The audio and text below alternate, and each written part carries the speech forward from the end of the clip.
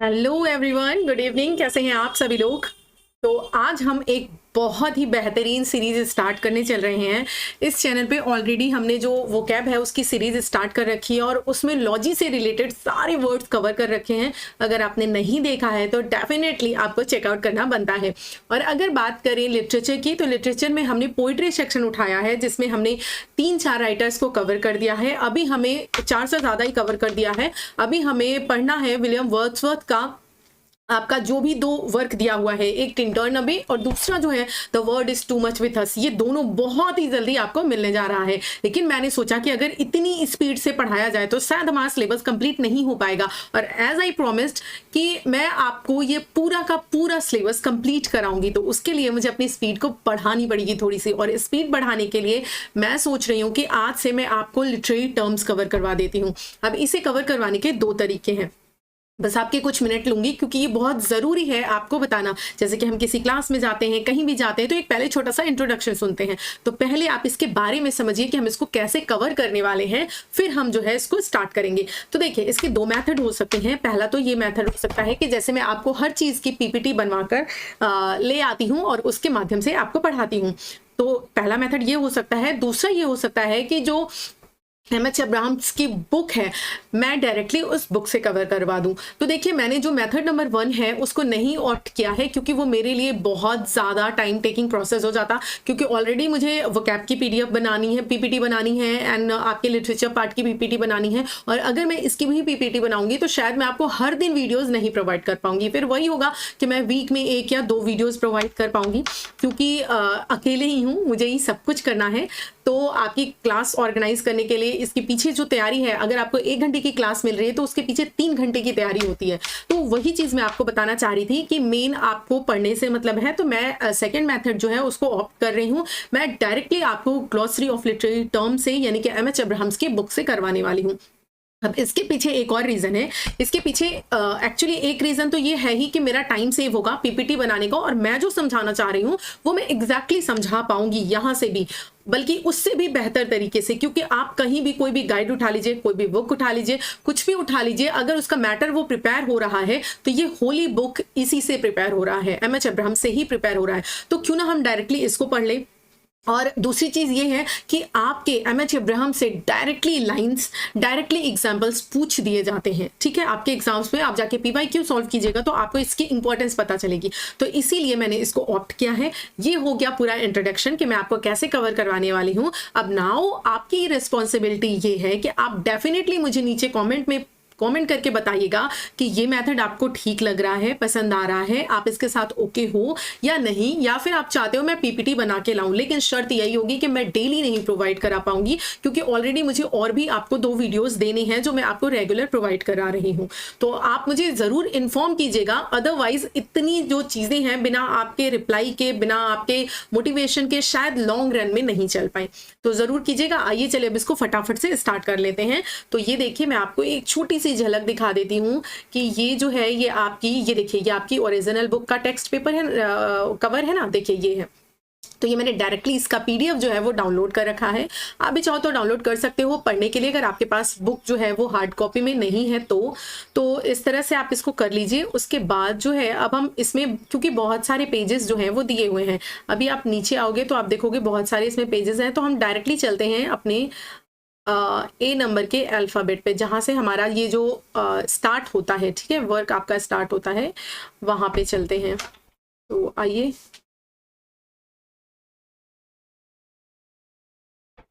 Just a second, मुझे इसको ले आने दीजिए। ये रहा, ओके। हम थोड़ा सा ऊपर चलेंगे क्योंकि ये पेज नंबर 3 आ गया है, जो कि आपका एकेडमिक नॉवेल है। अभी फिलहाल हमको नंबर 1 से स्टार्ट करना है, जो कि है हमारा एब्सर्ड थिएटर। यहाँ से क्वेश्चन आपके एग्जाम में भर भर के आते हैं, और आपके एग्जाम में यहाँ से 2 तरीके, एक्चुअली 3 तरह के क्वेश्चंस निकलते हैं, और भी निकलते हैं, लेकिन बेसिकली आपके एग्जाम में जो क्वेश्चन आता है उसके बारे में बात करें तो एक तो ये आ जाएगा कि आपको ये जो भी वर्ड दिया है, जैसे कि मान लीजिए एब्सर्ड थिएटर है, इसके बारे में कैरेक्टरिस्टिक्स पूछ देगा। दूसरा आपसे एग्जाम्पल्स पूछ देगा। तीसरा आपका इसका एग्जाम्पल देके पूछ देगा कि ये कौन से जॉनरा का है। जैसे आपको कोई भी वर्क दे दिया, जैसे कि मान लीजिए हैरोल्ड पिंटर का बर्थडे पार्टी दे दिया, और आपसे पूछा गया कि इसका जॉनर क्या है, ठीक है, तो आप बताओगे ये एक एब्सर्ड लिटरेचर है, एब्सर्ड थिएटर के अंतर्गत एब्सर्ड लिटरेचर ये है। तो इस तरह से आपसे क्वेश्चंस पूछे जाते हैं। तो आइए चलिए हम फटाफट से इसको स्टार्ट कर लेते हैं। देखिए ये जो वर्ड है आपका एब्सर्ड, ठीक, एब्सर्ड वर्ड का मतलब होता है मीनिंगलेसनेस या सेंसलेसनेस। ठीक है, मीनिंगलेसनेस इसका मतलब होता है। तो मीनिंगलेसनेस मीन्स क्या होता है, आप कुछ भी कर रहे हो उस चीज में आपको मीनिंग नहीं फाइंड आउट हो रही है, दैट इज एब्सर्ड। जैसे कि सपोज दैट आप कोई मूवी देखने के लिए गए हो, आपने पूरी मूवी देख ली, आप देखकर बाहर भी आ गए, आप पूरी तरीके से इन्वॉल्व भी रहे, लेकिन आपको वो मूवी समझ में ही नहीं आई कि एक्चुअली उसमें हुआ क्या उस मूवी में। सपोज दैट मान लीजिए मैं यहाँ पर आपको पढ़ा रही हूँ, या फिर कोई भी एग्जाम्पल ले लीजिए कि जैसे आप देखिए आपका बहुत सारे अभी आप देखेंगे वेटिंग फॉर गोदो, आप इसके बारे में एग्जांपल देखेंगे तो उसमें होता क्या है, दो लोग होते हैं, वो गोदो का वेट करते हैं और पूरा जो वर्क है वो खत्म हो जाता है लेकिन वो आता नहीं है। ठीक, तो आगे आप पढ़ोगे तो इसका मतलब यही है कि आपको जो है हर एक चीज में मीनिंगलेसनेस दिखाई देगी कि ये जो वर्ड है। आगे आप इसमें एक जो और भी थ्योरीज देखोगे उसमें आपको यही पता चलेगा कि जो ह्यूमन कंडीशन है इसेंशियली वो कैसी है, एब्सर्ड है, बिल्कुल मीनिंगलेस है, कोई मतलब नहीं है इंसान का इस पृथ्वी के पे आने का। जैसे हमने बहुत सारी चीजें सुनी हुई है कि हम इस पृथ्वी पर आए हैं तो हमारा कुछ उद्देश्य है, तो ये उन सारी चीजों का खंडन करती है। आगे देखते हैं कैसे, लेकिन उससे पहले हम पहले इस टर्म के बारे में जान लेते हैं। तो अगर बात करें ये जो आपका टर्म है, ये एब्सर्ड जो टर्म है ये सबसे पहले किसमें आया है, ये एल्बर्ट कामू के द मिथ ऑफ सिसिफस में आया हुआ है 1942 में। ठीक, ये आगे आपको मिलेगा। तो ये जो वर्ड है ये 1942 में एल्बर्ट कामू के द मिथ ऑफ सिसिफस में आपको मिलता है। और अगर बात करें कि इसको किसने कॉइन किया था, या फिर अगर बात करें बुक की, तो थिएटर ऑफ एब्सर्ड एक बुक है जिसको लिखा है मार्टिन एस्लिन ने। किसने लिखा है, मार्टिन एस्लिन ने।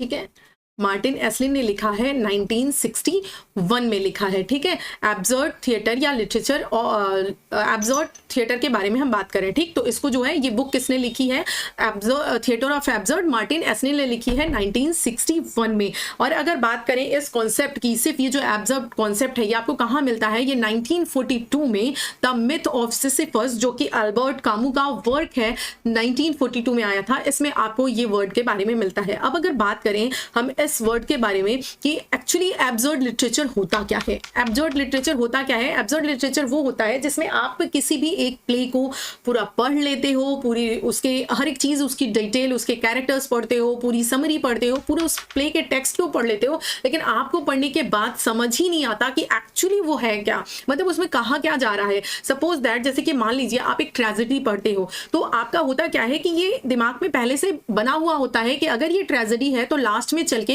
जो आपका प्रोटैगनिस्ट है उसका डाउनफॉल होना है, उसकी लाइफ में ट्रेजेडीज आनी है, और एक ट्रेजेडी के साथ, एक दुख के साथ, एक सैडनेस के साथ जो आपका प्ले है वो एंड होगा। क्लियर है। लेकिन अगर आप कॉमेडी पढ़ रहे हो तो कॉमेडी में आपको पता है कि इसमें जो है लाफ्टर होने वाला है, बहुत ही जिसे बोलते हैं लाइट नोट पे चलने वाली है ये चीजें। लेकिन आपका एब्सर्ड लिटरेचर में ऐसा नहीं होता। हो सकता है आपकी स्टोरी जो है वो ट्रेजेडी से स्टार्ट हुई हो और लास्ट में आपको वो कॉमेडी पर एंड हो जाए, या फिर कोई भी स्टोरी, कोई भी प्ले आपका कॉमेडी से स्टार्ट हुआ हो और वो जाकर बीच में ट्रेजेडी बन जाए, फिर वो कॉमेडी पे एंड हो जाए। तो मतलब इसमें कुछ भी कहा नहीं जा सकता, ये बिल्कुल एब्सर्ड, जिसे आप कहते हो ना बेहुदा है, मीनिंगलेसनेस है, वैसा ये है। ठीक, इसमें ऐसे वर्क आते हैं, इस तरह के वर्क्स आपको मिल जाएंगे। तो आगे चलते हैं और देखते हैं इसमें और जो एग्जांपल दिए हुए हैं वो एग्जांपल्स आपको बिल्कुल रट लेने हैं, याद कर लेने हैं, बहुत ही ज्यादा वो आपका इंपॉर्टेंट है। तो देखिए सबसे पहले देखिए, the term is applied a number of works in drama and pros fiction. ये आपको ड्रामा एंड प्रोज फिक्शन दोनों में ये वर्क मिलेगा। एंड कॉमन इन व्यू, ये दिखाता क्या है, दोनों में human condition is essentially absurd. इसमें आपके जो ह्यूमन की कंडीशन है वो बिल्कुल मीनिंगलेस, सेंसलेसनेस बिल्कुल एब्सर्ड दिखाई जाएगी। ठीक, आगे देखिए, अब बात करें अगर यहाँ पर ये देखिए तो आपको एक एग्जांपल मिल रहा है 1896 में Alfred Jarry's French play Ubu the king या उबू रोई। ठीक, यहाँ से आपको जो है इसकी रूट्स आपको मिलेंगी। तो ये एक एग्जांपल है, ये आप ध्यान रखोगे। यहाँ पर एब्सर्डिटी का आपको जो एग्जांपल है वो मिलता है, और ये फ्रेंच प्ले है। कैसा प्ले है, उबू द किंग या उबू रोई, ये एक फ्रेंच प्ले है। तो यहाँ से आपको देखने के लिए मिलता है। अगर उसके बाद बात करें तो देखिए, the literature has its roots also in 1920s Franz Kafka the Trial and the Metamorphosis. बहुत बहुत बहुत इंपॉर्टेंट ये एग्जाम्पल है। तो आप याद रखोगे कि इसकी जो रूट्स हैं वो आपको कहाँ पर मतलब फिक्शन में अगर बात किया जाए तो कहाँ पर और आपको मिलती है 1920s में फ्रेंच काफ्का के word the Trial and the Metamorphosis में भी देखने के लिए मिलता है। अगर बात करें ये जो आपका एब्सर्ड थिएटर है, इसकी रूट्स और आप किस मूवमेंट में पाते हो, तो ये आपको एक्सप्रेशनिज्म एंड सरेलिज्म में भी देखने के लिए मिलता है। अब ये दोनों है क्या, ये एग्जैक्टली जब हम मूवमेंट्स को पढ़ेंगे तो वहां पर डिटेल से देखेंगे, लेकिन अभी आप ये समझो कि इसमें होता क्या है। एक्चुअली मान लीजिए इसमें होता ये है आपके एक्सप्रेशनिज्म और सरेलिज्म में, इसमें आप अपनी जो इनर फीलिंग्स है उनको प्रेजेंट करते हो अपने वर्क के थ्रू। सपोज दैट मान लीजिए आज का जो यूथ है उसे जो है जॉब नहीं मिल रही है, वो अपनी कंडीशन से, अपने अनएम्प्लॉयमेंट से बहुत ज़्यादा परेशान है, बहुत हैक्टिक उसकी लाइफ चल रही है, तो वो अपनी इस चीज़ को, अपनी इस जो कंडीशन है, ह्यूमन कंडीशन, उसकी जो इमोशन है उसको वो इस लिटरेचर के थ्रू क्या कर सकता है, प्रेजेंट कर सकता है, एक्सप्रेस कर सकता है एक्सप्रेशनिज्म में। ठीक है, सेम एज सरेलिज्म में भी आपको यही चीज देखने के लिए मिलती है कि जो भी आप अपनी लाइफ के या अपने इमोशन जो हैं, ठीक है, ये चीज पहले आपको देखने के लिए नहीं मिलती थी। पहले के टाइम में ये नहीं था कि आप इस तरह से बिल्कुल ओपनली अपनी चीजों को, अपने जिसे बोलते हैं कंडीशंस को या अपने इमोशंस के बारे में देखिए रखो। तो यहाँ पर आपको ये चीज़ की छूट मिलती है 20वीं सेंचुरी में। आप देखिए एक्सप्रेशनिज्म और ये जो आपको मिल रहा है मूवमेंट, इसमें यही चीज़ है कि आप अपनी जो इनर फीलिंग्स हैं उनको क्या कर पाते हो, दिखा सकते हो अपने वर्क के थ्रू। ठीक, आपके अंदर जो भी है, सपोज दैट कोई भी रूल है, आप जरूरी नहीं है उस रूल को मानो, आप बिल्कुल ही एब्जर्व जा सकते हो कि नहीं मैं इस रूल को नहीं मानता हूं। ठीक, उस तरह से इंटरप्रिटेट करके अपनी फीलिंग्स को शो ऑफ कर सकते हो, दिखा सकते हो, उस पर लिख सकते हो। तो आई होप इतना क्लियर होगा। देखिए मैंने लिया जरूर है आपको ये पूरा टेक्स्ट, आपको लाइन बाई लाइन यहां से देखना भी है, लेकिन आप ये मत सोचो कि मैं बिल्कुल ऐसे ही लाइंस बाज कर बस ऐसे ही लाइन अंडरलाइन करती हुई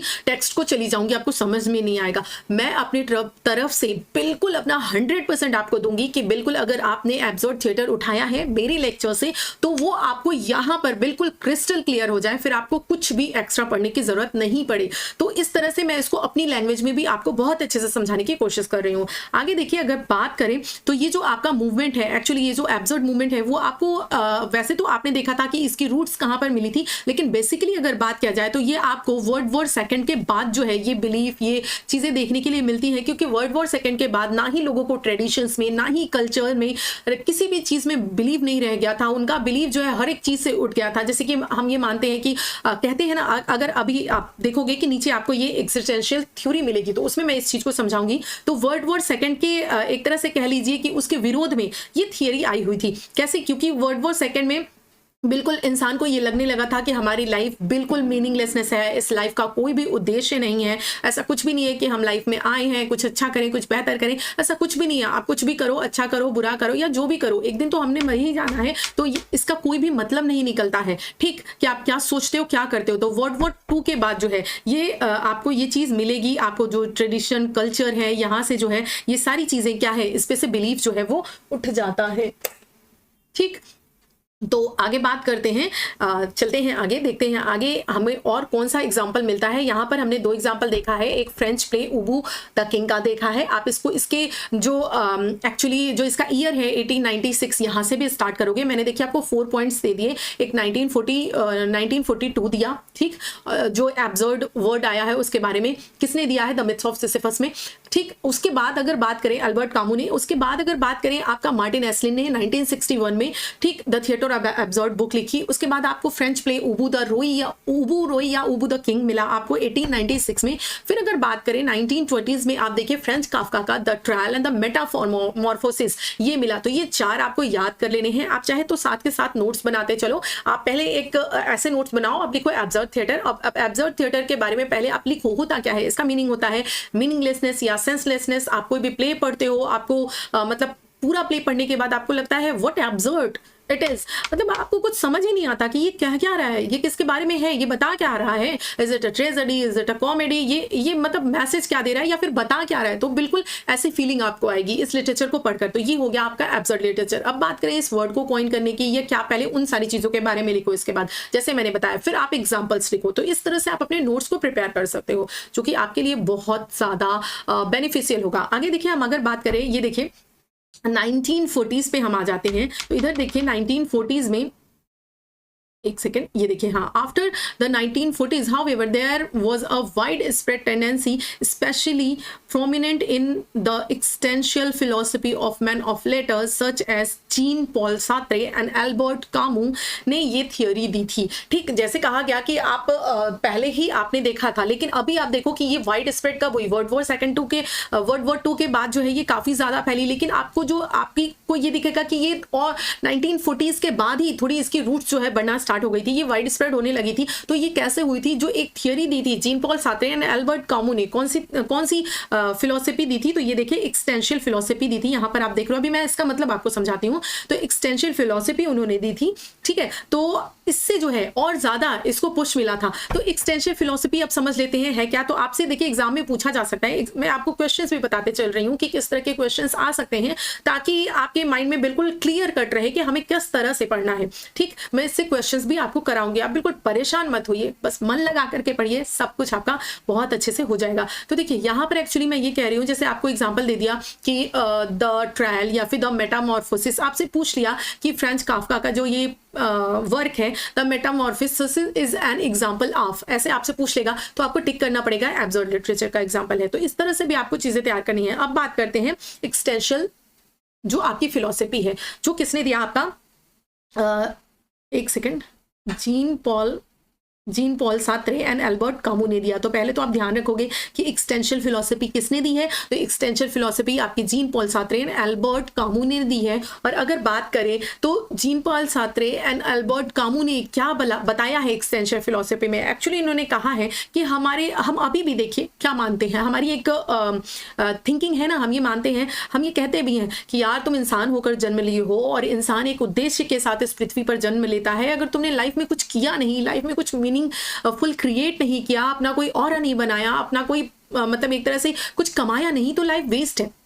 लेकिन ये जो फिलॉसफी है वो क्या कहती है कि जो एक्सटेंशियल फिलॉसफी है वो इस बात का खंडन करती है। वो कहती है कि ऐसा कुछ भी नहीं है कि आप आए हो, आप जन्म लिए हो तो आपको लाइफ में कुछ करना ही है, या कुछ आप अच्छा करते हो तो उसका फल आपको कुछ अच्छा ही मिलेगा। ऐसा बिल्कुल नहीं है। हो सकता है आप कुछ अच्छा करो और आपके साथ आपकी लाइफ में कुछ बुरा हो जाए, या फिर आप कुछ बहुत बुरे इंसान हो लेकिन फिर भी आपके साथ लाइफ में कुछ अच्छा होता जा रहा है। ठीक, तो ऐसा बिल्कुल भी नहीं है कि आप जो है किसी बहुत महान उद्देश्य के लिए आए हो और आपको लाइफ में कुछ बहुत महान करना है। तो इस चीज का वो खंडन करती है। एक्सटेंशियल फिलॉसफी कहती है कि ऐसा बिल्कुल भी नहीं है। आप जो है इस पृथ्वी पर ऐसे जन्म लिए हो जैसे कीड़े मकोड़े जन्म लेते हैं। क्या उनकी लाइफ का कोई उद्देश्य है, कोई एम है? वो बस जन्म लेते हैं, कुछ समय तक जीवित रहते हैं और फिर मर जाते हैं। बिल्कुल उसी तरह से हम ह्यूमंस भी हैं, हम भी जो है जन्म लेते हैं, रहते हैं पृथ्वी पर और मर जाते हैं। ऐसा कुछ भी नहीं है कि हमारी लाइफ बहुत मीनिंगफुल होने वाली है या फिर हमें कुछ काम करना है। कहते नहीं है हमें माँ बाप का नाम रोशन करना है, समाज के लिए कुछ करना है। तो ये सारी चीजें जो है वो बोलते हैं ये सारी चीजें बेकार है, ऐसा कुछ भी नहीं है।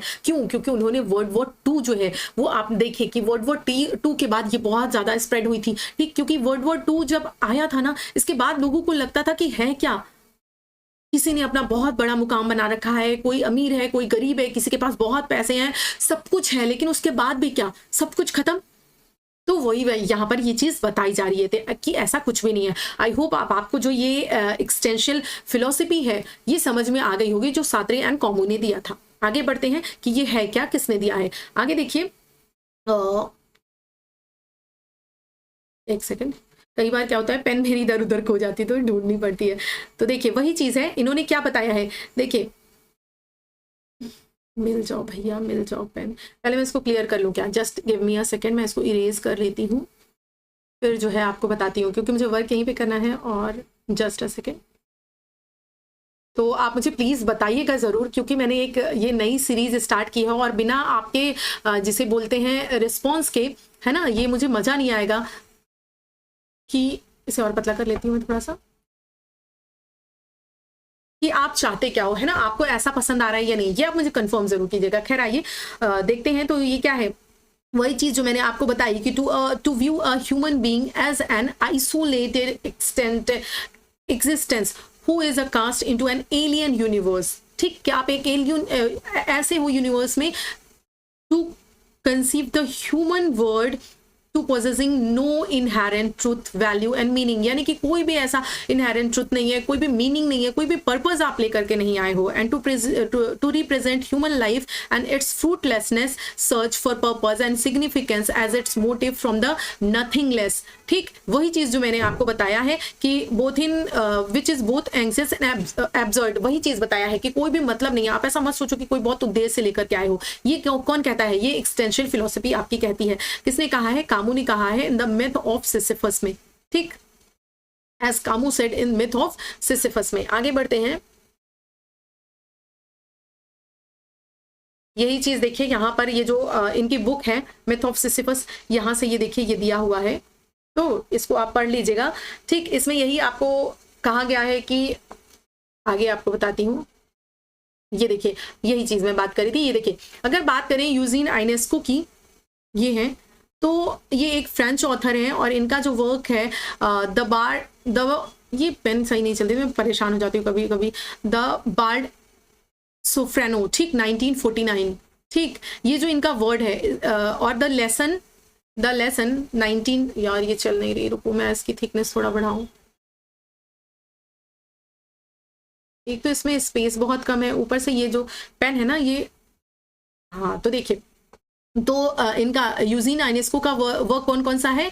द बार्ड स्प्रैनो और आपका द लेसन 1951। इसमें इन्होंने क्या कहा है? यहाँ पर देखिए, cut off from the religion and metaphysical and transcendent roots man is lost and all his actions become senseless and absorb uselessness. आगे देखिए, Eugene Ionesco also said in commenting to mixture of moods in literature of absurd people drowning in meaninglessness can only be। अब यहाँ पर देखिए ये कहना चाह रहे हैं, एक्चुअली मैं आपको इसको अपने वर्ड्स में समझाना चाह रही हूँ कि जो आपके यूजीन आइनेस्को हैं ये क्या कहते हैं? ये कहते हैं कि सपोज दैट आप प्ले पढ़ रहे हो या आप कोई वर्क पढ़ रहे हो, उसमें आप किसी एक कैरेक्टर को देख रहे हो जिसको देखकर आपको लग रहा है कि ये बहुत गलत कर रहा है और इसके साथ गलत होना भी चाहिए। तो एक्चुअली होता क्या है कि जब उसके साथ जो है गलत होता है, आपको गलत होता हुआ दिखाई देता है, मान लीजिए उसका डाउन फॉल हो रहा है या फिर उसके साथ कोई कैरेक्टर कुछ गलत कर रहा है या फिर उसकी डेथ हो रही है, तो आपको लगता है कि ये जो भी हो रहा है ना ये सही हो रहा है, ये बुरा व्यक्ति था तो इसके साथ बुरा हो रहा है, ये अपनी डेस्टिनी को पा गया, ये जो किया था वो पा गया। ठीक, ये चीज जो है वो देखने के लिए मिलती है कि आपको मतलब तरस नहीं आएगी, मतलब आपको सिंपैथी नहीं होगी उस व्यक्ति के साथ, क्योंकि आपको पता है कि इसके साथ बुरा होना है, क्योंकि ये बुरा कर रहा है, तो आपको वहां पर सिंपैथी नहीं आती। जैसे कि सपोज दैट मान लीजिए आप कोई मूवी देख रहे हो, उसमें आप कोई जो है वो किसी एंटागनिस्ट को देख रहे हो, कोई आपका विलन है, तो जब उसके साथ बुरा होता है तो क्या आपको बुरा लगता है? बुरी फीलिंग आती है? नहीं ना, आपको तो और अच्छा लगता है, आपको लगता है कि इसके साथ तो ये होना ही चाहिए। तो वही चीज की बात करते हैं। ठीक, आगे देखिए और एग्जाम्पल देख लेते हैं। ये देखिए सैमुअल बेकेट का है, ये देखिए the waiting for Godot and end game 1958। ये दोनों बहुत बहुत बहुत इंपॉर्टेंट है। इसमें ये वर्क भी आपको पढ़ना है, स्पेशली अगर जो लोग यूजीसी नेट्स वगैरह करते हैं तो वो इस वर्क को पढ़ते हैं, बाकी भी पढ़ते हैं। तो ये चीज़ आपको ध्यान रखनी है कि ये दो जो एग्जाम्पल है बहुत अच्छे से आपको याद रखना है। सैमुअल बेकेट का ये एग्जाम्पल किस चीज़ का है? ये आपका एब्सर्ड थिएटर का एग्जाम्पल है। इसमें एक्चुअली देखिए वही मैं बता रही हूँ, होता क्या है वेटिंग फॉर गोडो में होता क्या है, ये प्रेजेंट करता है कि दो लोग जो हैं वो क्या करते हैं, इसका गोडो का, ठीक, एक अनआइडेंटिफाइड पर्सन है जिसको कि वो पहचानते नहीं है, उन्होंने कभी देखा नहीं है, लेकिन वो उसका वेट करते रहते हैं और बहुत लंबे टाइम तक पूरा थ्रू आउट द वर्क वो उसका वेट करते हैं और लास्ट में होता क्या है कि वो आता भी नहीं है। ठीक, तो ये हो गया ना एब्सर्ड थिएटर कि आप पूरे प्ले में किसी की बात कर रहे हो, उसका वेट कर रहे हो और लास्ट में वो आता भी नहीं है, तो मीनिंगलेसनेस क्रिएट हो गई। तो ये चीज यहाँ पर देखने के लिए मिलता है वेटिंग फॉर गोडो में। एंड एंड गेम भी आपका एब्सर्ड थिएटर का एग्जाम्पल है, इसको आप नोट करोगे। एंड आई होप आपको ये दोनों चीज अच्छे से समझ में आ गई होगी, एब्सर्ड थिएटर एंड एक सेकेंड, मुझसे कोई मिस तो नहीं हो रहा, वैसे होना तो नहीं चाहिए। अब देखिए इधर एक आपका वर्ड आया हुआ है, ये देखिए ब्लैक कॉमेडी। ठीक है, वैसे तो हम इसको सेपरेटली जब आएगा तो पढ़ेंगे ही, लेकिन यहाँ पर आया है तो थोड़ा सा समझ लेते हैं। अगर आप कहो तो ब्लैक कॉमेडी या ब्लैक ह्यूमर, वो एक्चुअली होता क्या है कि a comedy that makes fun of serious जो सब्जेक्ट है आप कह सकते हैं, या फिर जो सीरियस लाइफ की जो सीरियस एस्पेक्ट है अगर उसका मजाक बनाया जाता है, ठीक है, उसमें फन किया जाता है, तो वो आपका क्या होता है, ब्लैक कॉमेडी होता है। बाकी इसको जो है हम पूरा अच्छे से करेंगे। एंड देखिए यूजीन आइनेस्को ने ही आपको एक और वर्ड दिया है। मेरी pen, where is my pen, okay यहाँ है, तो तुम नीचे आ जाओ भाई। ये ओके, ये देखिए Eugene Ionesco called a tragic farce, इसको इन्होंने क्या बोला है, ट्रेजिक फार्स बोला है। तो ये भी आप ध्यान रखोगे। ठीक, आगे देखिए, ये आपका जोसेफ हेलर्स का है, कैच 22 1961 में। एंड एक चीज़ मैं आपको और कहूँगी कि आप इसका जो ईयर है वो भी साथ में याद रखिएगा, क्योंकि आपको जब क्रोनोलॉजी बेस्ड क्वेश्चंस देता है ना, तो ये बहुत ईजी हो जाता है कि आपको जो है वो चीज़ अच्छे से आप उसको कर लो। एंड आप देखिए एक और अर्ली एग्जाम्पल आपको मिलेगा, जो कि हम देखिए टॉम स्टफर्ड का है, Rosencrantz and Guildenstern are dead 1966 में, एंड ट्रेविस साइट्स 1974 में। और एक चीज़ और देखिए, ये मैं यहाँ भूल गई थी, यही मैं ढूंढ रही थी, कौन सा ये देखिए जीन जेनेट, इन्होंने क्या दिया है, इन्होंने जो है वो एब्सर्डिज्म को एक डायबोलिज्म के साथ जो है वो क्या किया है, ज्वाइंट किया है। इनका एक्चुअली कहना क्या है, ये कहते हैं कि जो एब्सर्डिज्म है वो मीनिंगलेसनेस तो है ही, लेकिन साथ ही साथ हम ये भी कहते हैं कि हमने ईश्वर को तो देखा नहीं है, ईश्वर तो है नहीं, ठीक, या ईश्वर है, अगर ना ही हमने ईश्वर को देखा है, ना ही हमने शैतान को देखा है, तो क्यों नहीं हम शैतान की पूजा क्यों नहीं कर सकते हैं, या हम शैतान को क्यों नहीं फॉलो कर सकते हैं,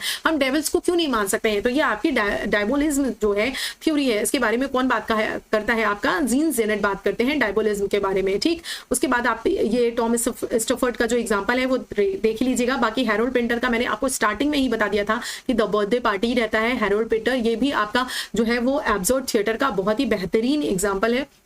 आगे आइए, आगे चलते हैं नीचे। वैसे तो इसमें बहुत सारे एग्जांपल्स दिए हुए हैं, आप एक गो थ्रू हो जाइएगा, लेकिन जो है साथ ही साथ आपको ये भी ध्यान रखना है कि जिसे बोलते हैं क्या मैं बात कर रही थी, हाँ, इसके एग्जांपल्स नोट डाउन जरूर कर लीजिएगा, क्योंकि आपसे एग्जाम में क्वेश्चन पूछे जाते हैं। अब देखिए, जो मैं स्टार्टिंग में आपको बात कर रही थी मार्टिन एस्लिन की, द थिएटर ऑफ एब्सर्ड, ठीक, द थिएटर ऑफ एब्सर्ड, ये भी आपको याद रखना है। बाकी यूनेस्को के बारे में मैंने बताया ही, ठीक, सबके बारे में मैंने आपको बता दिया है। तो अब आप मुझे बताइएगा कि क्या अब आपको इस वर्ड को लेकर कोई भी जो है वो क्या कहते हैं कंफ्यूजन रह गया है, तो नीचे आप कमेंट कीजिएगा, डेफिनेटली मैं आपको बताऊंगी। वैसे तो ए लेटर को कंप्लीट करना, कि मैं पूरे ए लेटर को एक में कंप्लीट कर दूं, ये फिलहाल पॉसिबल नहीं है। आगे देखूंगी किसी भी दिन जब थोड़ा टाइम मिलता है तो मैराथन वगैरह वीडियो ले आऊंगी, तो उसमें मैं आपको लॉन्ग जो है वो कंप्लीट करा दूंगी। बाकी मैं आपको एक वर्ड, 2 वर्ड, या जिस तरह से टाइम मिलता है उस तरह से मैं आपको कंप्लीट कराती चलूंगी। बाकी मैं आपको पूरा मैराथन जरूर दे दूंगी, जैसे ए लेटर आपका कंप्लीट हुआ तो ए लेटर का पूरा मैराथन दे दूंगी,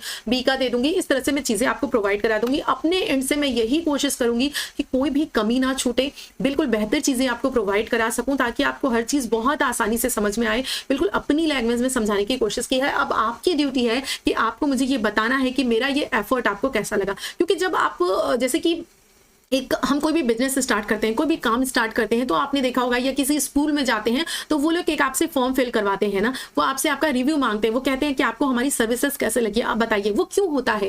वो इसलिए नहीं होता कि उसमें उनका कुछ ऐसा सच बेनिफिट है, वो इसलिए होता है कि अगर वो आपकी ओपिनियन जान पाएंगे तो उसमें आप प्लस भी बताओगे, माइनस भी बताओगे, तो जिस वजह से वो अपने आप को इम्प्रूव कर पाएंगे। तो इसीलिए हम भी आपसे बोलते हैं कि आप हमें बताइए कि क्या चीजें आपको ठीक लगी, क्या आप कुछ और सुधार की गुंजाइश है, तो वो भी आप कॉमेंट कीजिए, ताकि आपके अकॉर्डिंग चीजें जो है वो की जा सके। बाकी अपने एंड से तो जो हम कर रहे हैं वो कर रहे हैं। वैसे मुझे इतना ज्यादा बोलने की जरूरत है नहीं, क्योंकि मुझे पता है कि आप मुझे पसंद करते हैं, एंड आप जो मेरी वीडियोस को पसंद कर रहे हैं वो खुद ब खुद अपने आप में जवाब दे रहा है। आप कमेंट कर रहे हैं, आप लाइक कर रहे हैं, आप सब्सक्राइब कर रहे हैं, तो इसके लिए तो दिल से शुक्रिया। लेकिन ये नई सीरीज थी, इसलिए मैंने सोचा कि आज फर्स्ट डे है तो थोड़ा आपको ड्यूटी दे दूं कि आप मुझे बताइएगा जरूर कि आपको कैसी लगी।